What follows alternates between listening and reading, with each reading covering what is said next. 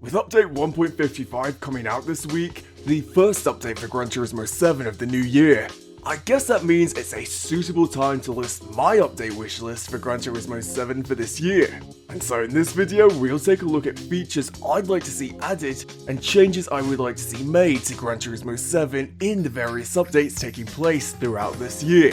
I won't be including any specific cars or tracks, as we'll save those for another video, but I have tried to be a little ambitious with some of the things on this list.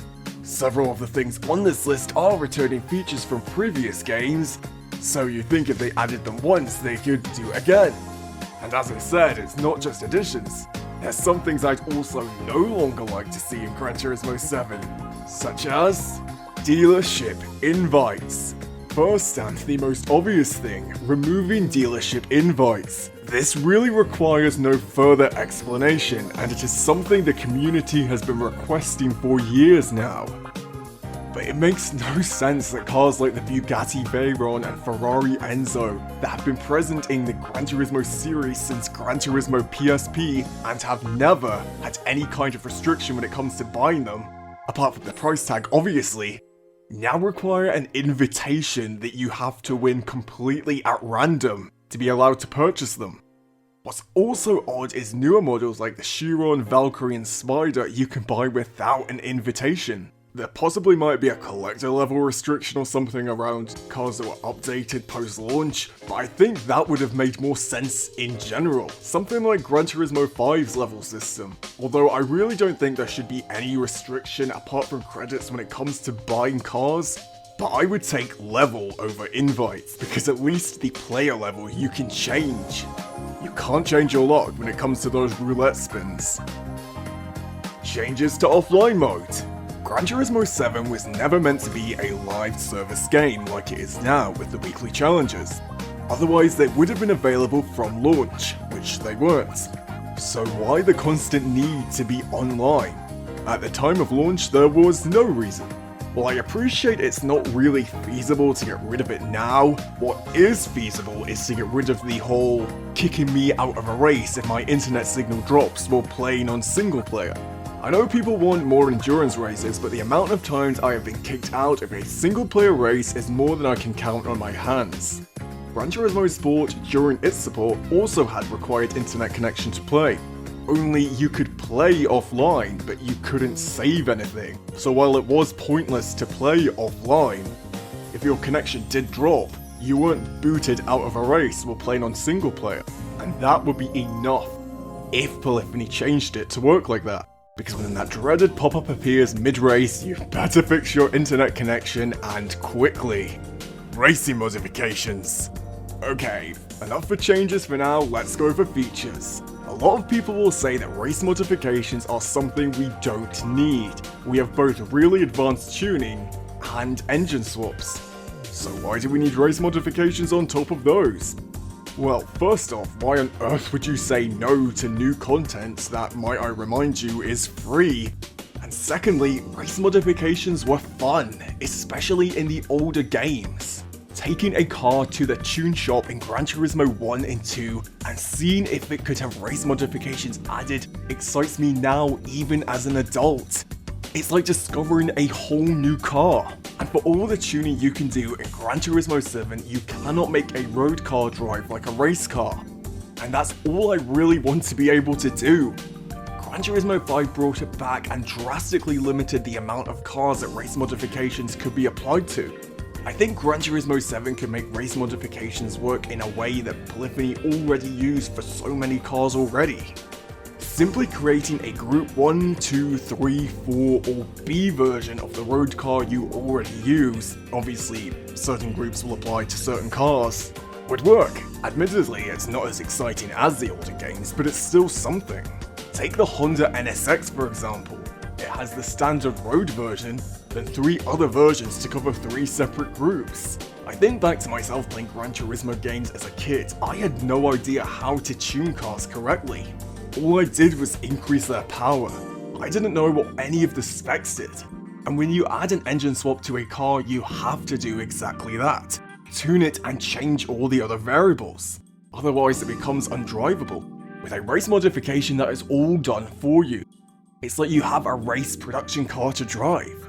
I have a series on my channel looking at the race modifications from Gran Turismo 2, and I have another video planned just talking about race modifications, so I'll save any further explanation for that.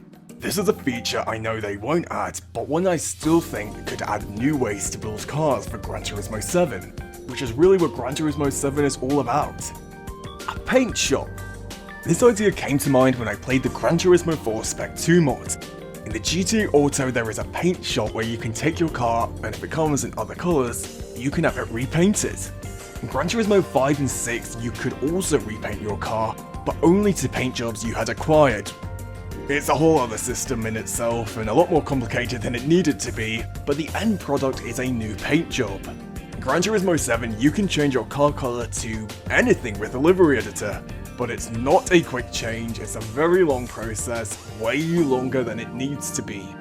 There should just be a change paint colour option in the GT Auto where you can select any other paint job from your car's paint list, or maybe allow you to change the colour to something else for a fee. This would also allow you to get rare colours like the ones seen on the TVR Tuscan. And of course, for those who don't mind the whole livery editor process, this would be optional. Just like race modifications, choice is a very powerful thing for a game to have. Especially nowadays. Track editor. We got one track added to Gran Turismo 7 in 2024. Icon Ordvan. Unfinished, might I add. Only the short road course was added and not the rally track. They kept us waiting 8 months between track editions, no excuses for slacking. Sorry, got carried away. But in Gran Turismo 5 and also Gran Turismo 6, for a little while, you could make your own tracks. Both were extremely limited, but for the time they were revolutionary. It would be great if they added a whole new feature for Gran Turismo 7. But I feel it's maybe a bit too late for that, so at this point I'd happily take a feature like Gran Turismo 5's. Exotic brands. By exotic brands I mean ones like Koenigsegg, because if you look at any update trailer, people are always asking for brands like Koenigsegg. While there's probably some kind of reason why we don't get much brand variety, I would like Polyphony to expand their car dictionary outside of Japan and Germany for a while. Or even just fill up some of the brands in Gran Turismo 7 that have one car in them. I did a whole video on that, and I probably will do another soon. I mean, remember last year we got 2 new brands added, Skoda and Volvo. Because clearly Polyphony don't. But like I said, there's probably an outside reason as to why the cars we get are so restrictive. Possibly licensing, but that's something we don't know. And so I guess a sub point would be more communication from Polyphony.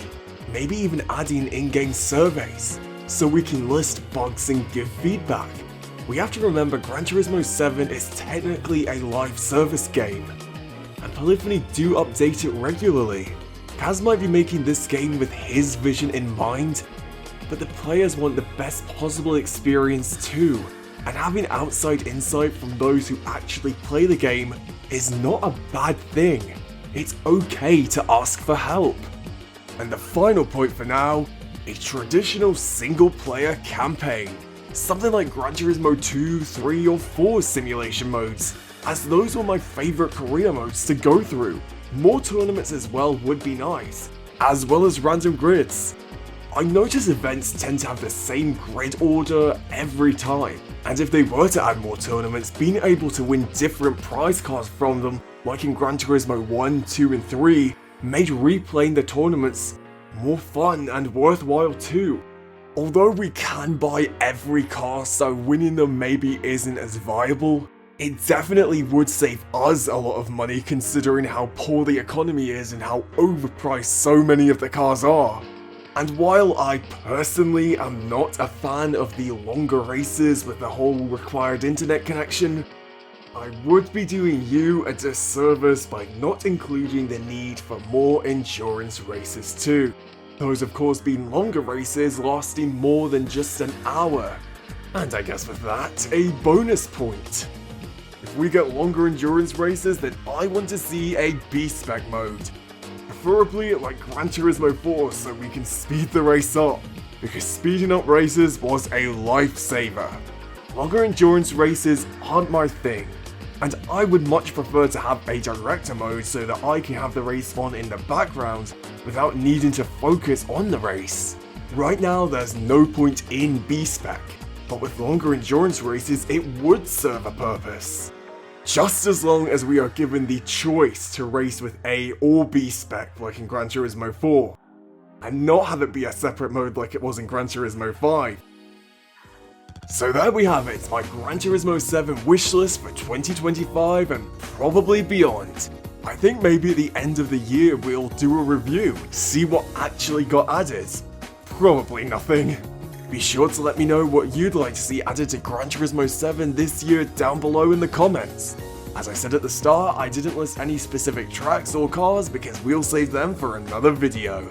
But thanks for watching, don't forget to like and subscribe, and I will see you next time!